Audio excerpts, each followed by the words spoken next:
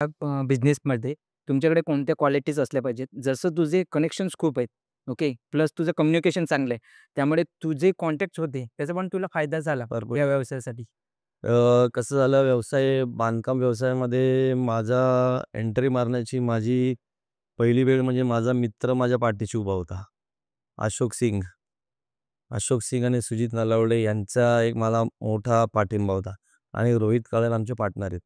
यांचा एक मोठा मला पाठिंबा होता आणि जेव्हा मी उतरलो तर त्यावेळेस अशोक सिंग हा ही अशी व्यक्ती आहे की "तू कर ना, मैं है ना. तू करेगा, मैं है बिंदास टेन्शन मत ले." असा मित्र प्रत्येकाच्या आयुष्यात असला पाहिजे.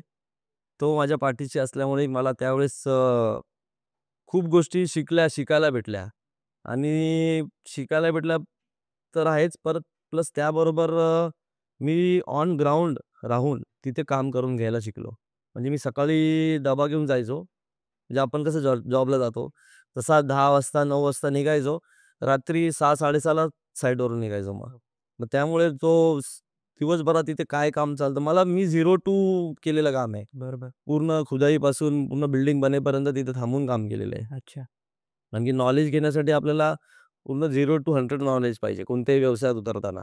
त्याशिवाय आपण आता मी फक्त बिल्डर झालो, मी गेलो तिथे साईडवर बसलो, काय चाललंय मला माहीत नाही.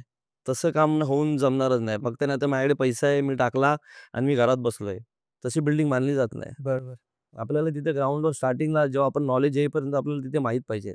मी आता घरात असू तरी माहिती आहे, की माझी आता बिल्डिंग कुठपर्यंत आलेली आहे किंवा माझ्या बिल्डिंगला आत्तापर्यंत आता किती माल मटेरियल लागलेलं आहे. ओके.